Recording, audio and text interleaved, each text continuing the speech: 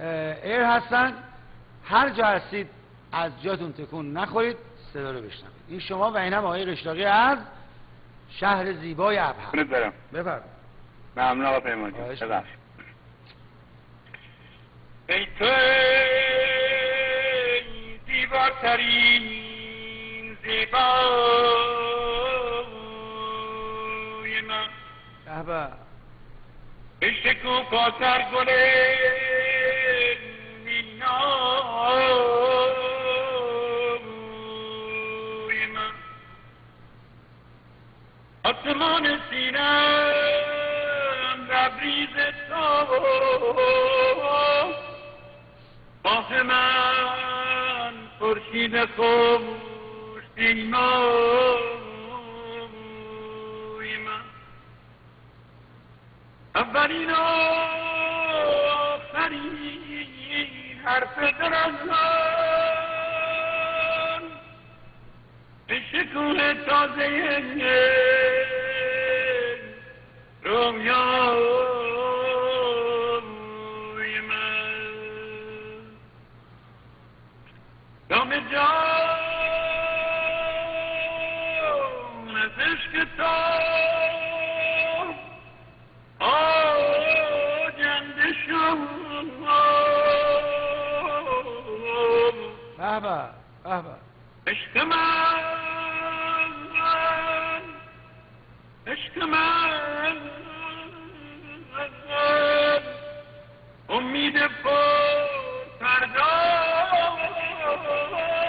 من، جانا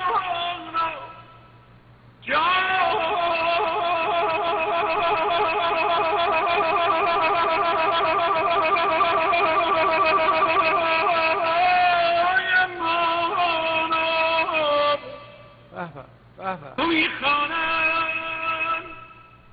درود زندگی،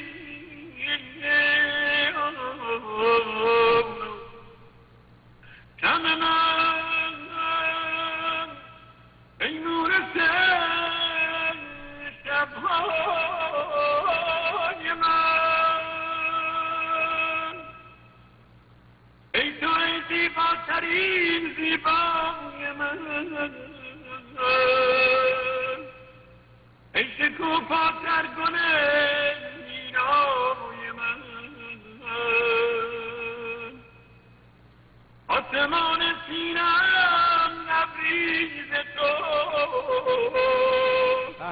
ماه من خورشید خود سیمای من، ماه من خورشید خود سیمای من. علاوه من ای از عشق پاک من همیشه مست، من تو را آسان نیاوردم به دست، من تو را آسان نیاوردم به دست،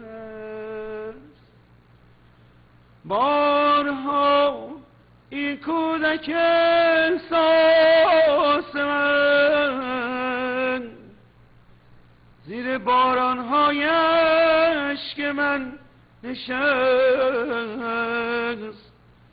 من شماها را آسان نیاوردم به دست.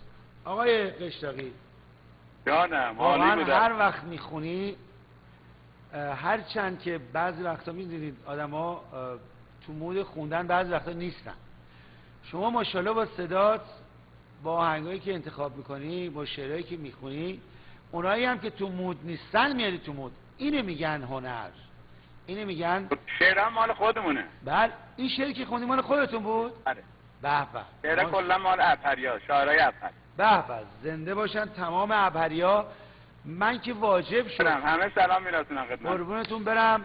من که واجب شد اومدم ایران، حتما میام به شهر ابهر تا ببینم این چه هواییه، این چه شهریه، این چه احساسیه، این چه مردمیه، که یه همچین ماشاءالله هنرمندایی رو در خودش میپرورونه.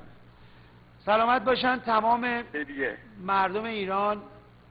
من سلام مخصوصمو به شهر ابهر میرسونم و واقعا خوشحالم که این برنامه باعث شد که ما بدونیم که شهر ابهر یکی از شهرهای خوب ایران، البته تمام شهرهای ایران خوبن، ولی واقعا از ابهر من هر چیز تلفن داشتم دیدم ماشاءالله همه با احساس، موسیقیدان، موزیکدان، شاعر و خوش صدا.